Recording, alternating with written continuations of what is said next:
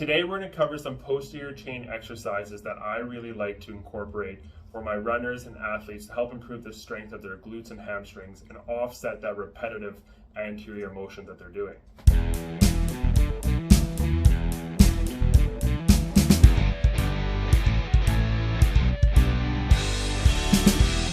As far as training my posterior lateral chain, training my hamstrings has to be one of the most important things I'm looking for, especially the eccentric or the lengthening with load phase of a hamstring movement. My favorite exercise for that being the single leg hip hinge. For the single leg hip hinge, you're really focusing on keeping your core and your back in a nice neutral position on one leg with a soft leg and reaching your hands with gravity towards the ground, trying to feel the lengthen phase of your hamstring. You only have to go as far as until you feel the stretch in your hamstring, because if you feel that but keep going further, most often you're just then leaning forward at the back. So to do the hip hinge, you just reach back with the non-working leg, hinge forward, feel that tightness in the hamstring and coming back up. I try to be a little bit methodical with the pace I'm going through, maybe somewhere between a 2 to 4 count, depending on what load I'm working for, what kind of exercises I have going on, and just as best you can, keeping that nice neutral alignment of my core and my spine. Same with my head. So I usually try and find a little target on the ground to focus on, just to keep my head in a nice neutral alignment as well. Now this is a good exercise that I do load with some dumbbells as well to increase the challenge over time. But really body weight does just fine initially. Again, the nice lengthening with load coming forward. Next we have the single leg bridge. Laying on your back, having your arms at your side, the working leg is down, and the non-working leg is parallel to the thigh of the working leg. You're really going to think on your glute pushing in, you're pushing your heel into the floor.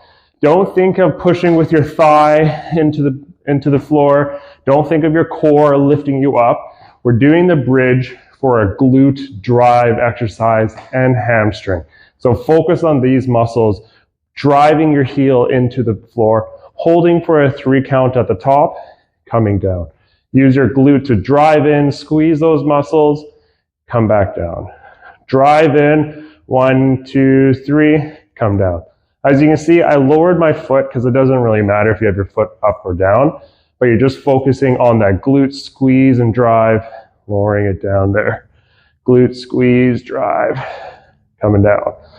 1, 2, 3, and down. Push up, 1, 2, 3, and down.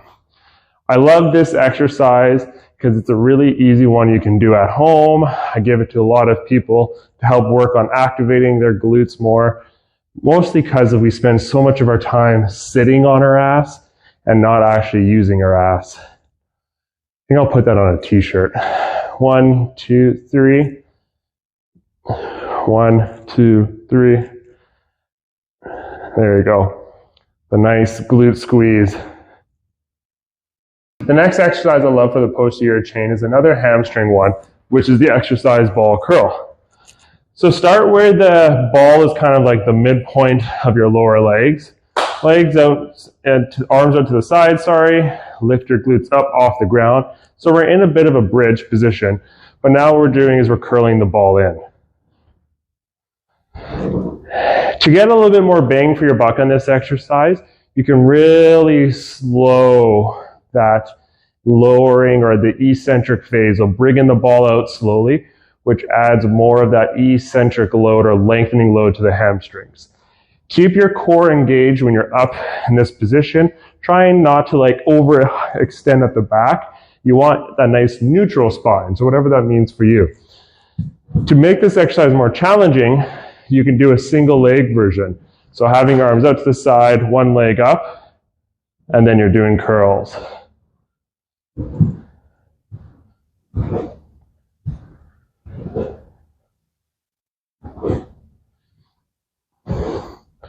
I had to switch legs, so I was getting a bit of a cramp on the other one.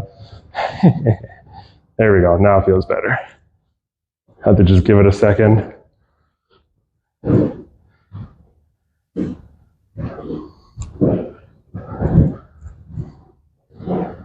The last exercise I really like is more for your lateral chain, so your side, like your obliques, your glute med, your deeper core. It's just a side plank. Having your legs in this position, and that side plank, one leg straight, and then you can do some hip abduction. This is a great intermediate exercise before you get to the harder version of a full side plank with hip abduction.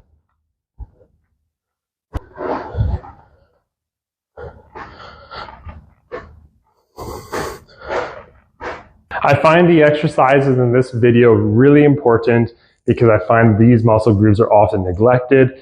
When people are running, they use their quads quite a bit and their calves, and then they're not doing the exercises to offset all their training. So this is really important to incorporate into your routine.